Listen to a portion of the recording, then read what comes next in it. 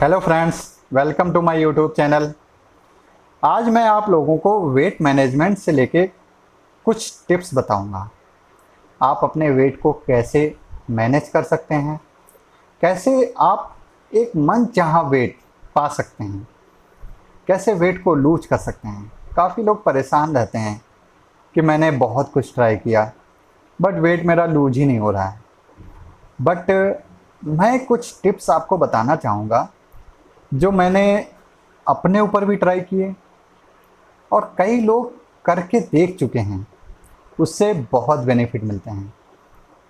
ये टिप्स बहुत ज़्यादा करने में मुश्किल भी नहीं होते हैं कि आपको लगे बहुत टफ हैं, कैसे करेंगे हम, ऐसा बिल्कुल भी नहीं होगा। आपको जो टिप्स मैं बताऊंगा वो बहुत नॉर्मली आप कर सकते हैं और डेली रूटीन में उनको फॉलो कर सकते हैं। पहला टिप्स है, आप खाना खाते टाइम कभी भी पानी ना पिएं, क्योंकि क्या होता है हमारे स्टमक में एसिड होता है। एसिड का पीएच 1.2 होता है। अब एसिड क्यों होता है? एसिड हमारे फूड को ब्रेक डाउन करने के लिए होता है। जो भी हम खाते हैं उसको ब्रेक डाउन करने के लिए, छोटे छोटे पार्ट्स में डिवाइड करने के लिए, ताकि उसको अच्छे से डाइजेस्ट कर सकें, उसके जो भी न्यूट्रिएंट हों उसको एब्जॉर्ब किया जा सके। अगर हम खाना खाते टाइम पानी पीते हैं तो वो हमारा एसिड डाइल्यूट हो जाता है। उस वजह से जो आपका खाने का फूड का डाइजेशन होता है वो डिले हो जाता है। अगर हमारा फूड ज़्यादा देर स्टमक में पड़ा रहेगा, डाइजेस्ट नहीं होगा, उतना हमें कॉन्स्टिपेशन की प्रॉब्लम और डाइजेशन से रिलेटेड प्रॉब्लम होंगी। हमारा फूड जितनी जल्दी डाइजेस्ट होगा उतना हमारा वेट मैनेजमेंट का जो टारगेट है वो जल्दी हम अचीव कर सकेंगे। हम वेट को मैनेज कर सकेंगे और वेट लॉस की तरफ भी मूव कर सकेंगे। इसलिए खाना खाते टाइम कभी भी पानी आप ना पिएं। आप आधा घंटे पहले पी लें, आधा घंटे बाद पिएं, बट उस टाइम बहुत इमरजेंसी के केस में किसी को अगर लगता है कि मिर्च लग रही है कुछ भी, वैसी इमरजेंसी के केस में आप पी सकते हैं। बट रेगुलर प्रैक्टिस करें कि आप खाना खाने खाते टाइम आप पानी को ना पिएं। अगला पॉइंट है मेरा कि भोजन को अच्छे से चबा के खाएं, अच्छे से एंजॉय करके खाएं। कुछ लोग खाने को लग रहा हो बस एक काम है, वैसे जल्दी जल्दी खाते हैं।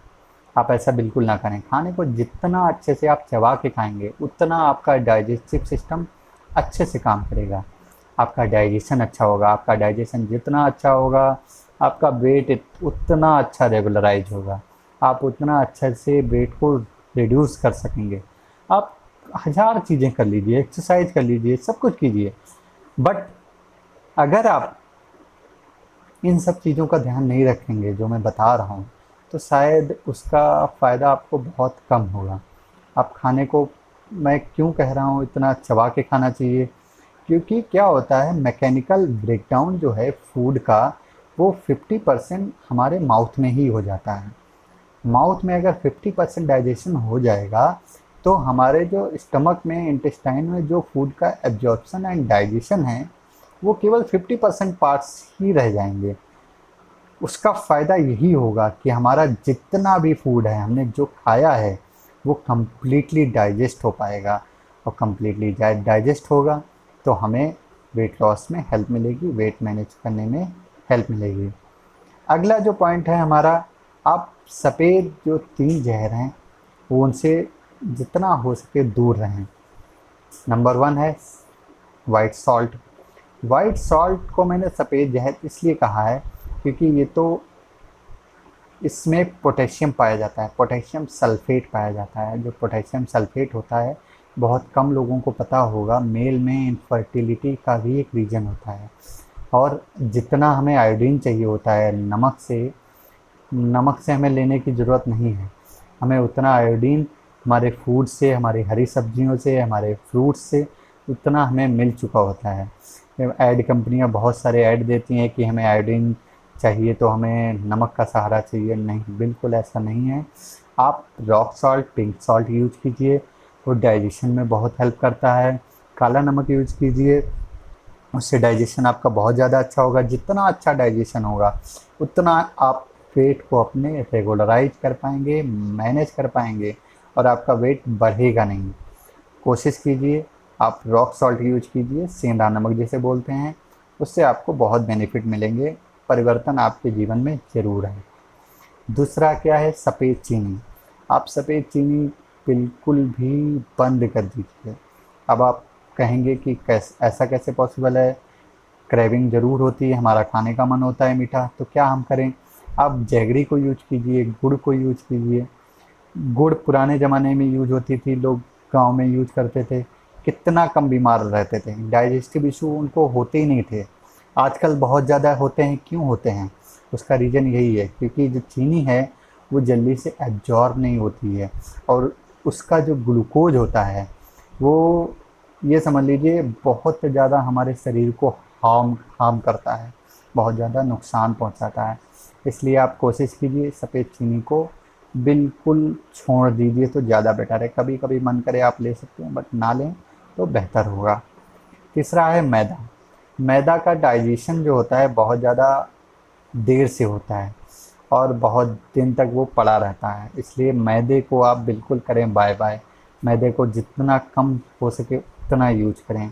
आप मैदे की जगह, मैदे से बनी चीज़ों की जगह सूजी से बनी चीज़ें आप यूज कर सकते हैं, बेसन से बनी चीज़ें यूज कर सकते हैं, बट मैदा मत खाइए। मैदे को डाइजेस्ट होने में टाइम लगता है।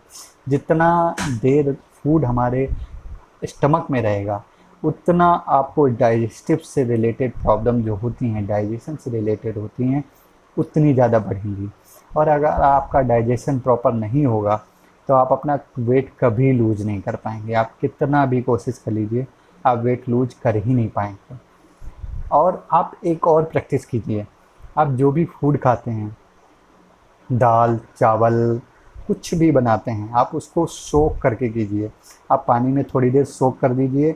उससे क्या होगा, उसके बहुत सारे जो बेनिफिट्स आने चाहिए, जो हमें मिलने चाहिए, वो कम्प्लीटली मिल पाएंगे।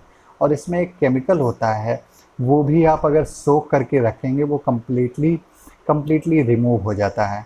आप देखेंगे, आप खाने को सोख करके, वाटर में सोख करके, अगर आप 15 मिनट, 10 से 15 मिनट बाद, चाहे आप दाल बनाइए, चाहे चावल बनाइए, चाहे कोई भी, जनरली लोग केवल राजमा या छोले को ही भिगोते हैं, बट आप कोई भी फूड को बनाते टाइम अगर आप सोख करके रखेंगे उसके बेनिफिट्स अलग ही हैं। आप आलमंड, अगर 4 आलमंड सोख करके उनको अगर खाते हैं, और वो 10 आलमंड के बराबर हैं नॉर्मल खाने से, आप सोख करके देखिए, आपका डाइजेशन बहुत ज़्यादा अच्छा हो जाएगा। आपको डाइजेस्टिव से रिलेटेड जो भी प्रॉब्लम है वो आपकी सॉल्व हो जाएंगी। ये कुछ टिप्स हैं, आप रेगुलर उनका यूज कीजिए तो डेफिनेटली आप जीवन में अपने परिवर्तन लाएंगे, और आपको वेट मैनेज करने में भी हेल्प मिलेगी। आई होप आपको वीडियो पसंद आया होगा। पसंद आया हो लाइक एंड शेयर ज़रूर कीजिए। Thanks for watching my video. Thank you so much.